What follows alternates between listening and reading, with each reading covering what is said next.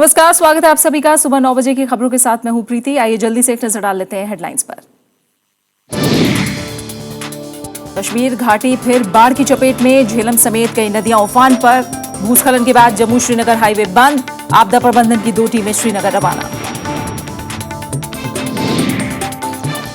आम आदमी पार्टी के आंतरिक लोकपाल पद से एडमिरल रामदास की छुट्टी, प्रशांत भूषण के भी अनुशासन समिति से हटाए गए। बागियों ने दर्ज कराई मारपीट की शिकायत। यमन में मौजूद सभी 3,500 भारतीय सुरक्षित, विदेश मंत्रालय ने तेज की वतन वापसी की कोशिशें। अरब लीग की कार्रवाई तेज, संयुक्त सेना के गठन का ऐलान। और इंडिया ओपन सुपर सीरीज में लहराया तिरंगा, साइना नेहवाल ने महिला एकल और श्रीकांत ने पुरुष वर्ग में जीता खिताब।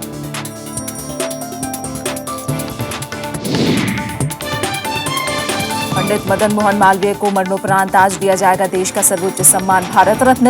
राष्ट्रपति भवन में पद्म अवार्ड से नवाजे जाएंगे विशिष्ट नागरिक। जम्मू कश्मीर में भारी बारिश के बाद बाढ़ के हालात पैदा हो गए हैं। घाटी में झेलम समेत दूसरी नदियां उफान पर हैं। प्रशासन ने बाढ़ के खतरे का अलर्ट जारी किया है। मुख्यमंत्री मुफ्ती मोहम्मद सईद ने रविवार को हालात का जायजा लिया। राज्य प्रशासन हालात पर नजर बनाए हुए है। सितंबर में आए जलजले की ये तस्वीरें अभी कश्मीर के लोगों के जहन से मिट भी नहीं पाई थी कि एक और भयानक एहसास उनके दिल में घर करने लगा है। घाटी में शनिवार से बारिश जारी है। भारी बारिश की वजह से घाटी के कई इलाकों में पानी भर गया है। झेलम समेत दूसरी नदियां उफान पर हैं। झेलम के दोनों किनारों पर बसे लोगों को घर खाली कर सुरक्षित स्थानों पर जाने को कहा गया है। मूसलाधार बारिश और उसके बाद भूस्खलन से 1 दर्जन से ज्यादा इमारतों को नुकसान पहुंचा है। जो सितंबर में हो रहा था उसी के हालात से इस वक्त पानी बह रहा है। लिहाजा जो लोग आज दुकानों में है, कॉलेजों में है वगैरह, जो हॉस्टल है वो तो भाग रहे हैं।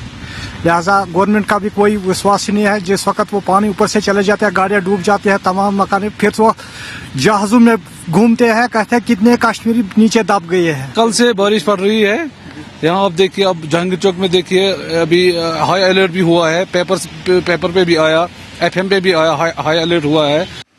भूस्खलन की वजह से जम्मू श्रीनगर हाईवे बंद कर दिया गया है। मौसम का बदला मिजाज पश्चिमी विक्षोभ की वजह से है। मौसम विभाग के मुताबिक राज्य में अगले 1 हफ्ते तक मौसम इसी तरह बना रहेगा। तो दोनों जो वेस्टर्न डिस्टर्बेंस हैं, एक आज जो भी जैसे मैंने बताया अफगानिस्तान पाकिस्तान के ऊपर है, काफी स्ट्रॉन्ग वेस्टर्न डिस्टर्बेंस है, एक ये है, और उसके बाद 2 तारीख से दूसरा वेस्टर्न डिस्टर्बेंस है। तो दोनों की वजह से अगर मैं कहूं तो अगले 5 दिनों तक, कम से कम 5 से 6 दिनों तक रादर बारिश जम्मू कश्मीर में, हिमाचल प्रदेश में, पहाड़ों में जारी रहेगी। प्रशासन घाटी में भारी बारिश के मद्देनजर पूरी तरह चौकस है और हालात पर लगातार नजर बनाए हुए है। मुख्यमंत्री मुफ्ती मोहम्मद सईद ने रविवार को घाटी में प्रशासन की तरफ से किए जा रहे इंतजामात का जायजा लिया। राज्य के 3 मंत्री हालात पर नजर बनाए हुए हैं। प्रेजेंट सिचुएशन इस वक्त नॉर्मल है, अभी उतना कोई खतरा नहीं है। बाकी हमारे 4-5 कैबिनेट मंत्री वहां बैठे हैं, स्टेट मिनिस्टर 2-3 बैठे हैं।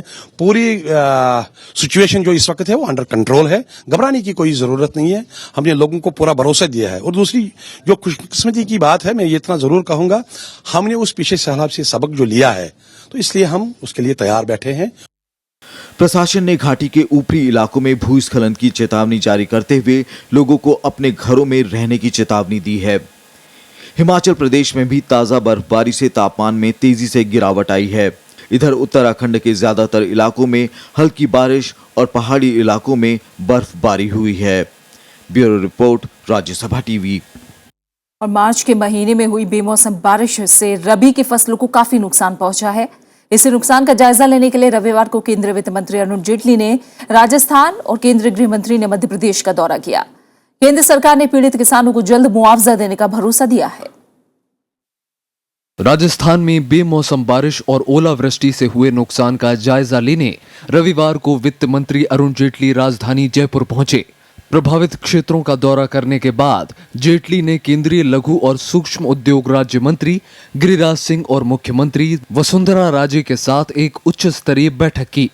वित्त मंत्री ने कहा है कि पीड़ित किसानों के मुआवजे की सीमा बढ़ाने के बारे में केंद्र राज्यों के साथ मिलकर काम करेगा। अगले 2-3 दिन में राजस्थान यहाँ पर केंद्र को अपना डिटेल मेमोरेंडम भेजेगा जिसमें क्या क्या चीज़ों में इनको सहायता चाहिए। उसके बाद एक इंटर मिनिस्ट्रियल टीम अगले कुछ दिनों में यहाँ पर आके उसका असेसमेंट देगी और राजस्थान को जितनी भी इसके लिए सहायता की आवश्यकता होगी और रिलैक्सेशंस की भी आवश्यकता होगी ताकि आम व्यक्ति तक इसका लाभ पहुंच पाए, वो करने के लिए हम लोग प्रयास करेंगे। उधर केंद्रीय गृह मंत्री राजनाथ सिंह ने भी मध्य प्रदेश में बेमौसम बारिश और ओलों से प्रभावित इलाकों का दौरा किया। राजनाथ सिंह ने पीड़ित किसानों को जल्द मुआवजा देने का भरोसा दिलाया। इस्पात और खान मंत्री नरेंद्र सिंह तोमर और राज्य के मुख्यमंत्री शिवराज सिंह चौहान भी उनके साथ थे। हमारे प्रधानमंत्री श्री नरेंद्र मोदी जी ने भी जब बातचीत उनके साथ हो रही थी तो उन्होंने कहा कि यदि आप जा रहे हैं आप लोग तो वहाँ की जनता को आश्वस्त कीजिएगा कि संकट की घड़ी में भारत सरकार पूरी तरह से उनके साथ खड़ी है। 50% से ज्यादा नुकसान हुआ है, उनको 15,000 रुपया प्रति हेक्टेयर की दर से राहत की राशि देने का हम लोग काम कर रहे हैं। 25 से 50% नुकसान पे भी वो नार्फ में नहीं आता था, लेकिन हमने कहा काफी नुकसान है वो भी, तो उसकी राशि भी हम देने का काम कर रहे हैं। बजट सत्र के दौरान संसद के दोनों सदनों में इस पर चिंता जताई जा चुकी है। प्रधानमंत्री नरेंद्र मोदी ने केंद्रीय मंत्रियों को बेमौसम बारिश से प्रभावित गांवों का दौरा करने के निर्देश दिए हैं ताकि किसानों को मुआवजा और मदद दी जा सके। बेमौसम बारिश से करीब 22,000 करोड़ रुपए की फसल बर्बाद हुई। नुकसान के आधिकारिक आकलन के लिए कृषि मंत्रालय ने समिति गठित की है, लेकिन मोटे आकलन के मुताबिक 50,000 हेक्टेयर से ज्यादा की फसलें बारिश की चपेट में आई हैं। Bureau report, Rajya Sabha TV. Kerala से राज्यसभा की 3 सीटों पर चुनाव के लिए अधिसूचना आज जारी की जाएगी। नामांकन दाखिल करने की आखिरी तारीख 6 अप्रैल है और चुनाव 16 अप्रैल को होगा। ये सीटें सीपीआई के एमपी अच्युतन, सीपीएम के पी राजीव और कांग्रेस के वायलर आर रवि का कार्यकाल खत्म होने की वजह से खाली हुई हैं। तीनों सांसदों का कार्यकाल 21 अप्रैल को खत्म हो रहा है। दिल्ली के मुख्यमंत्री और आम आदमी पार्टी के संयोजक अरविंद केजरीवाल ने पार्टी पर पकड़ मजबूत करने की कवायद तेज कर दी है। आम आदमी पार्टी की राष्ट्रीय कार्यकारिणी ने रविवार को प्रशांत भूषण को अनुशासन कमेटी से भी बाहर का रास्ता दिखा दिया। साथ ही 3 नए आंतरिक लोकपाल नियुक्त करके अब तक लोकपाल रहे एडमिरल रामदास की भी छुट्टी कर दी। आम आदमी पार्टी की राष्ट्रीय कार्यकारिणी की रविवार को हुई आपात बैठक में पार्टी ने नई अनुशासन समिति का गठन किया। अब प्रशांत भूषण की जगह पर दिनेश वाघेला 3 सदस्यीय अनुशासन समिति की अध्यक्षता करेंगे। समिति में केजरीवाल के वफादार माने जाने वाले आशीष खेतान और राष्ट्रीय सचिव पंकज गुप्ता को भी रखा गया है। साथ ही पार्टी ने एडमिरल रामदास को आंतरिक लोकपाल पद से हटा दिया और नए लोकपाल का गठन भी कर लिया, जिसमें पूर्व आईपीएस अधिकारी दिलीप कुमार, पूर्व डीजीपी राकेश सिन्हा और शिक्षाविद एसपी वर्मा शामिल हैं। 3 सदस्यीय एक अनुशासन समिति बनाई गई है, 3 लोगों की लोकपाल की समिति बनाई गई है। एडमिरल रामदास ने इस पर नाराजगी जताई कि पार्टी नेतृत्व ने उन्हें फैसले से अवगत कराए बगैर ये कदम उठाया। उन्होंने बयान जारी कर कहा, मुझे आश्चर्य इसलिए है क्योंकि अभी 2 सप्ताह पहले पार्टी ने मुझ में विश्वास जताया था। पार्टी ने मेरे कार्यकाल के दौरान मेरी सेवाओं पर किसी प्रकार का असंतोष कभी नहीं जताया। राष्ट्रीय कार्यकारिणी में यह भी फैसला लिया गया कि प्रशांत भूषण और योगेंद्र यादव समेत राष्ट्रीय परिषद से निकाले गए 4 नेताओं के भविष्य पर नई अनुशासन समिति विचार करेगी। जो फार्स है वो सारा पूरे देश को दिख रहा है कि एक दिन के इस नेशनल काउंसिल की फार्सिकल मीटिंग के एक दिन बाद, जिसमें कि इतने सीरियस कंप्लेंट्स आए हैं जो कि लोकपाल के पास गए हैं, जिनको की इंक्वायरी लोकपाल करते, आप उस लोकपाल को ही हटा देते हैं। एक ऐसी पार्टी के लिए जिसने कहा था कि हम सबसे पहले इस देश की राजनीति में लोकपाल को लाना चाहते हैं, ऐसी पार्टी के लिए बहुत शर्म की घड़ी है कि हमारी पार्टी के लोकपाल को स्वयं कहना पड़ रहा है कि आप लोगों ने मुझे बिना बताए हटा दिया। उधर आम आदमी पार्टी नेता रमजान चौधरी ने शनिवार को राष्ट्रीय परिषद की बैठक के दौरान हुई झड़प को लेकर पुलिस में शिकायत दर्ज कराई है। आम आदमी पार्टी में चल रहे इस घमासान पर कांग्रेस और बीजेपी ने पार्टी नेताओं पर सत्ता की लालच का आरोप लगाया है। क्योंकि हर आदमी ताकत चाहता है, कोशिश ये कर रहा है कि मेरा नाम बड़ा हो। तो जो नारा देकर ये आए थे कि हम आम हैं, आम आदमी के लिए काम करेंगे, ट्रांसपेरेंसी होगी, दूसरों से अलग काम करते हैं, ये तो दूसरों से और बदतर काम कर रहे हैं। हमने किसी भी बड़ी से बड़ी पार्टी के अंदर ऐसा घमासान नहीं देखा। ऐसा लगता है कि जैसे ये लोग सत्ता के लिए आए थे और अब सत्ता की ही लड़ाई लड़ रही है। इस बीच प्रशांत भूषण और योगेंद्र यादव ने भी रविवार को आगे की रणनीति पर चर्चा के लिए मुलाकात की। योगेंद्र यादव के नजदीकी सहयोगी ने बताया कि ये खेमा पार्टी में आंतरिक लोकतंत्र और स्वराज को लागू करने के मुद्दे पर देश भर के कार्यकर्ताओं के बीच जाने की योजना बना रहा है। प्रशांत योगेंद्र गुट पहले ही कह चुका है कि जरूरत पड़ने पर वो अदालत का रुख भी कर सकते हैं। अब ये देखना दिलचस्प होगा कि करीब 3 साल पुरानी पार्टी का ये झगड़ा कहां जाकर रुकता है। रविंद्र सिंह श्योराण, राज्यसभा टीवी। गृहमंत्री राजनाथ सिंह ने कहा है कि सरकार देश भर में गौवध पर प्रतिबंध लगाने के लिए आम सहमति बनाने की कोशिश करेगी। इंदौर में श्वेतांबर जैन समुदाय के एक सम्मेलन में राजनाथ सिंह ने ये बात कही। उन्होंने जोर देकर कहा कि गौवध पर रोक लगाने को लेकर हमारी प्रतिबद्धता पर सवालिया निशान नहीं लगाए जाने चाहिए। कैसे हम लोग इस बात को स्वीकार कर सकते हैं कि इस देश में गो हत्या होनी चाहिए? हम लोग पूरी ताकत लगाकर इस पर प्रतिबंध लगाने की हम लोग अपनी तरफ से कोशिश करेंगे और इस संबंध में हम एक आम सहमति बनाने के लिए भी जिस हद तक प्रयास हो सकता है हम अपनी तरफ से प्रयास करेंगे, यह मैं आपको विश्वास दिलाता हूं। स्वाइन फ्लू से 12 और लोगों की मौत के बाद मरने वालों का आंकड़ा 2035 पर पहुंच गया है, जबकि इसकी चपेट में अब तक 33,761 लोग आ चुके हैं। केंद्रीय स्वास्थ्य मंत्रालय के ताजा आंकड़ों के मुताबिक शनिवार तक इस वायरस से सबसे ज्यादा 428 मौतें गुजरात में हुई, जबकि राजस्थान में जनवरी से लेकर अब तक 415 और महाराष्ट्र में 394। इसके अलावा मध्य प्रदेश में 299 लोगों की मौत हुई है। वहीं राजधानी दिल्ली में वायरस 12 लोगों की जान ले चुका है। कुछ अहम अंतर्राष्ट्रीय खबरों पर नजर डालें। यमन के हालात लगातार बिगड़ते जा रहे हैं। सऊदी अरब के हवाई हमले अब भी जारी हैं। विद्रोहियों को ईरान से आ रही मदद रोकने के लिए अरबी वायुसेना ने प्रमुख अंतर्राष्ट्रीय हवाई अड्डों पर बमबारी की। इन हमलों में 15 हूथी विद्रोही मारे गए। इस बीच भारत अपने नागरिकों को वहां से बाहर निकालने के लिए एक बड़ा विमान भेज रहा है, जिसमें 1500 लोगों के बैठने की क्षमता है।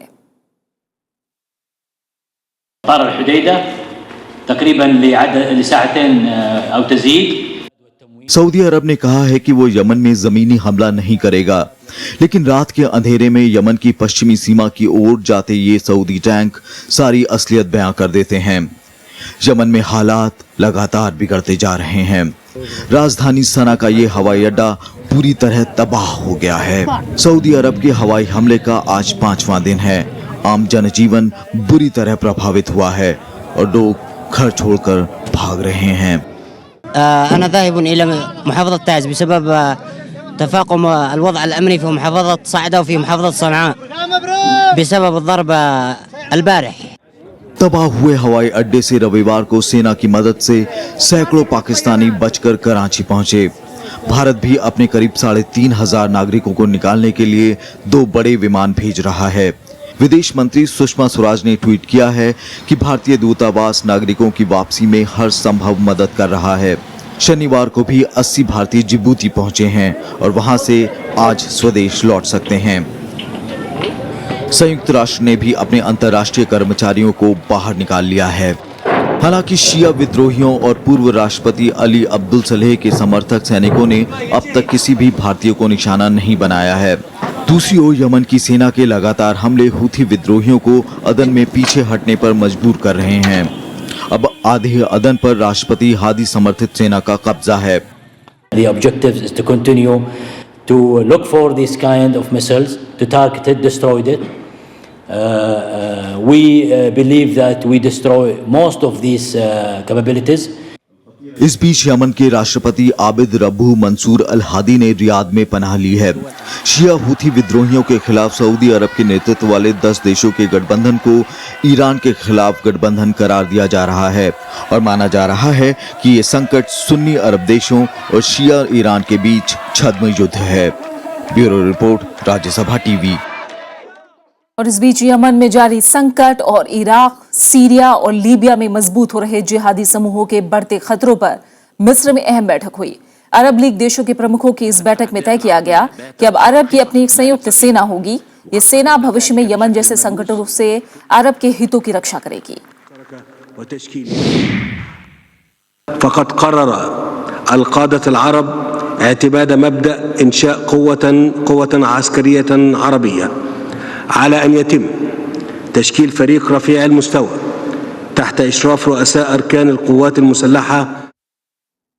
परमाणु कार्यक्रम पर ईरान और अमेरिका के बीच चल रही बातचीत निर्णायक मोड़ पर पहुंच चुकी है।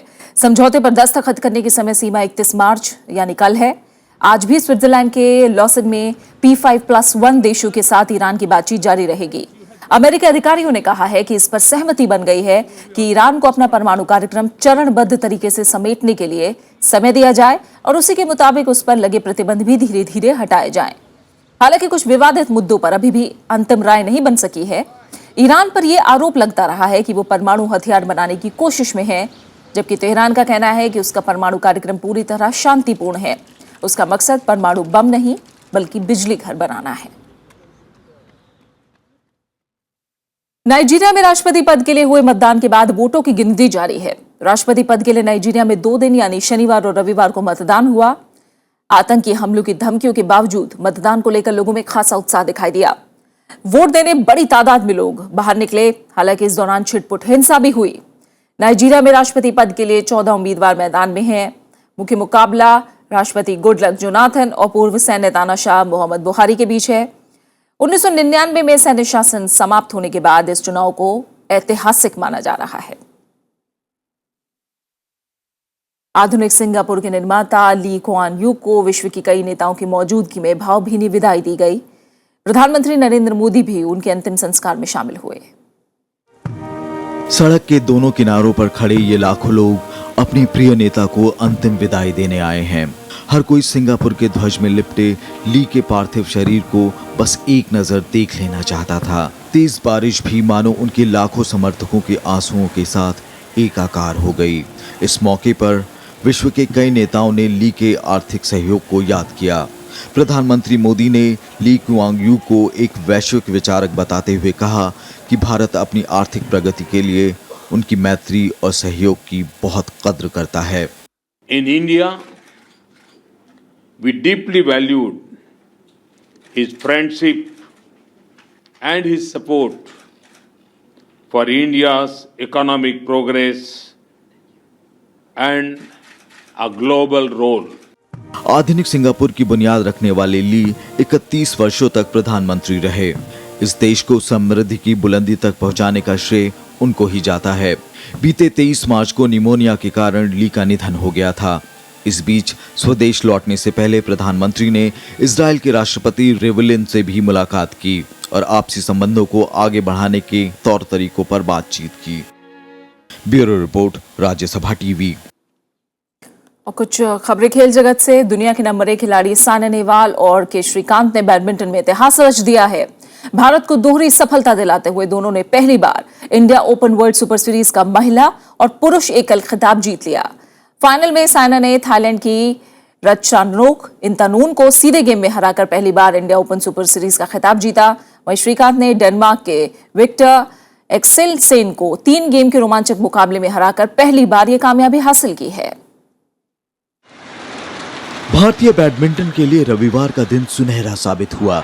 सायना नेहवाल और के श्रीकांत ने India open super series badminton tournament का सिंगल खिताब जीतकर खेल प्रेमियों को जश्न का मौका दिया।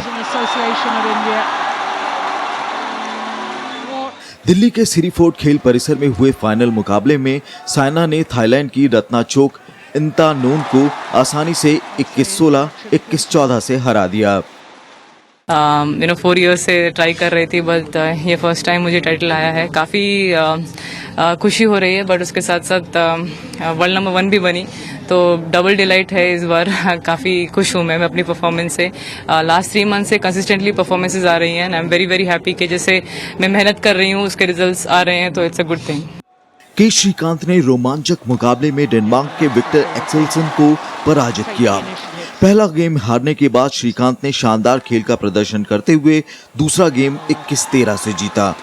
तीसरे और निर्णायक गेम में दोनों खिलाड़ियों के बीच जमकर संघर्ष देखने को मिला। एक समय 10-12 से पिछड़ रहे श्रीकांत ने जबरदस्त वापसी करते हुए 11 अंक हासिल कर खिताब पर कब्जा कर लिया। 11 straight points. What on earth happened to Victor Axelsen? And Badminton Association of India, we announced 10 lakh rupees cash award for Saina Nehwal for this purpose. इससे पहले शनिवार को साइना दुनिया की नंबर 1 खिलाड़ी बन गईं। इस मुकाम पर पहुंचने वाली वो पहली भारतीय महिला खिलाड़ी हैं। राष्ट्रपति प्रणब मुखर्जी, प्रधानमंत्री नरेंद्र मोदी और कांग्रेस अध्यक्ष सोनिया गांधी ने साइना को इस उपलब्धि के लिए बधाई दी है। Bureau report, Rajya Sabha TV. Australia one day cricket का नया सिरमौर बन गया है। कंगारू ने न्यूजीलैंड को 7 विकेट से मात देकर विश्व कप पर कब्जा कर लिया। ऑस्ट्रेलिया 5वीं बार विश्व विजेता बना है। 3 विकेट लेने वाले जेम्स फॉकनर को प्लेयर ऑफ द मैच और स्टार्क को प्लेयर ऑफ द सीरीज के खिताब से नवाजा गया।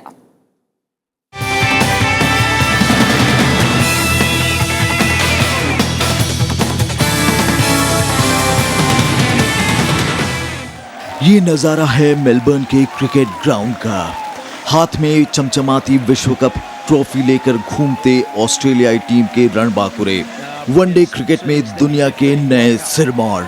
कप्तान माइकल क्लार्क की अगुवाई में ऑस्ट्रेलिया ने 5वीं बार विश्व कप खिताब पर कब्जा जमाया। टीम खिलाड़ियों ने कप्तान क्लार्क को विश्व कप ट्रॉफी के साथ शानदार विदाई दी। स्टेडियम में मौजूद 93,000 से ज्यादा दर्शक रोमांचक फाइनल की उम्मीद में थे, लेकिन कंगारुओं ने शानदार गेंदबाजी करते हुए मुकाबले को एक तरफा बना डाला।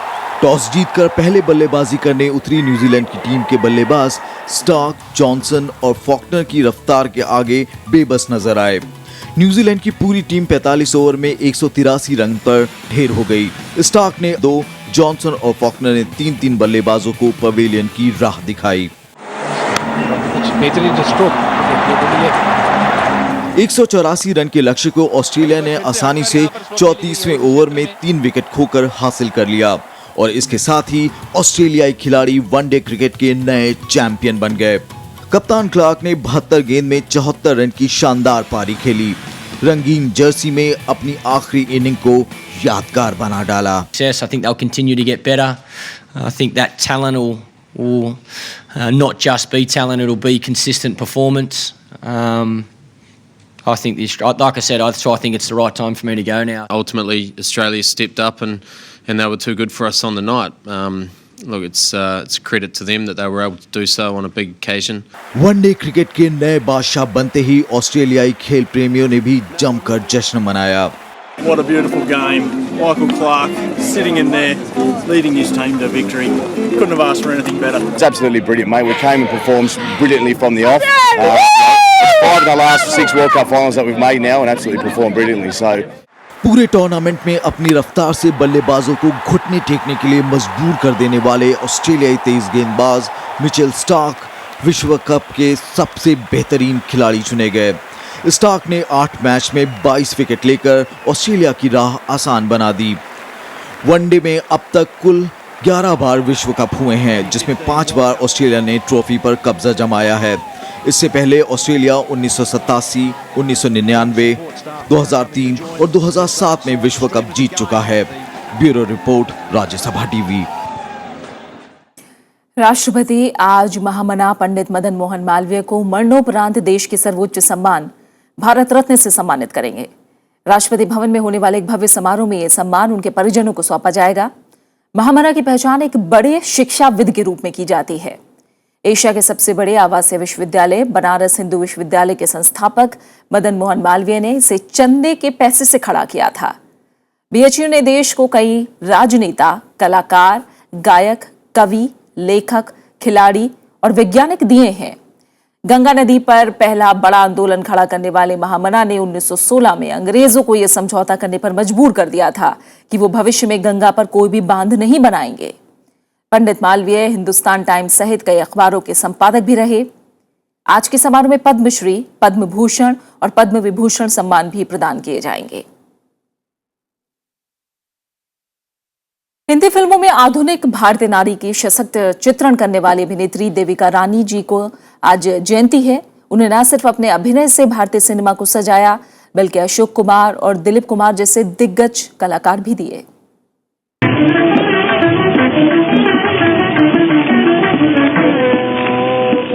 देविका रानी का नाम लेते ही नारी की वो तस्वीर सामने आती है जो आज की नारियों से भी ज्यादा आधुनिक और स्वतंत्र थी। एक नामी गिरामी परिवार से संबंध रखने वाली देविका रानी ने अपनी पढ़ाई इंग्लैंड से की। इसके बाद royal academy of dramatic art और रॉयल एकेडमी ऑफ म्यूजिक से अभिनय और संगीत की शिक्षा ली। इस बीच उनकी मुलाकात हिमांशु रॉय से हुई। उन दिनों वो जर्मनी में एक डॉक्यूमेंट्री बना रहे थे। देविका जी की प्रतिभा देख उन्होंने उनको इस प्रोजेक्ट में काम करने का मौका दिया। इस दौरान दोनों शादी के बंधन में भी बंध गए। उन्होंने देविका रानी के साथ पहली भारतीय अंग्रेजी फिल्म कर्मा बनाई। Has the most beautiful lady in Sitapur passed by here? No. इस फिल्म की विदेशों में काफी वाहवाही हुई और देविका रानी को बीबीसी की सबसे पहली टेलीविजन सीरीज में काम करने का न्योता भी मिला। हालांकि ये फिल्म भारत में सफल नहीं हो पाई। इस बीच हिमांशु रॉय ने मुंबई में बॉम्बे टॉकीज की स्थापना कर ली थी। इसी बैनर के तले बनी 1936 की फिल्म अछूत कन्या ने जातिगत भेदभाव से जूझ रहे भारतीय समाज को न सिर्फ एक संदेश दिया बल्कि अशोक कुमार जैसे अनमोल सितारे से भी नवाजा। मैं बन का पंछी बन के संग संग डोलूं रे। अशोक कुमार के साथ देविका रानी ने जीवन प्रभात, इज्जत, वचन और दुर्गा जैसी फिल्में दी। 1940 में हिमांशु रॉय के देहांत के बाद बॉम्बे टॉकीज की बागडोर देविका जी ने अपने हाथ में ले ली। ये वो समय था जब भारत में अंग्रेजी हुकूमत के खिलाफ आवाज चरम पर थी। आज हिमालय की चोटी से फिर हमने ललकारा है। आज हिमालय उनकी फिल्म किस्मत के इस गाने ने आजादी के मतवालों में एक नई जान फूंक दी। दूर हटो है दुनिया वालों, हिंदुस्तान हमारा है। दूर हटो है दुनिया वालों, हिंदुस्तान हमारा है। 1944 की फिल्म ज्वार भाटा में उन्होंने यूसुफ खान यानी दिलीप कुमार को मौका दिया, जो आज भी दिलीप साहब की सफल फिल्मों में गिनी जाती है। देविका जी की बतौर अभिनेत्री आखिरी फिल्म रही 1943 में आई हमारी बात। इसके बाद कुछ कारोबारी रिश्तों को टूटता देख उन्होंने फिल्मों को अलविदा कह दिया और रूसी मूल के पेंटर स्वेतोस्लाव रोइडिच के साथ विवाह कर एकांत जिंदगी जीने लगी। 1969 में जब दादा साहब फाल्के अवार्ड की शुरुआत हुई तो उससे नवाजी जाने वाली वो पहली शख्सियत बनी। उन्हें पद्मश्री से भी सम्मानित किया गया।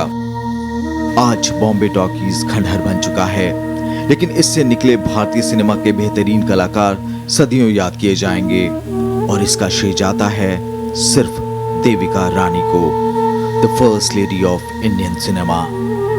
Bureau report, Rajya Sabha TV.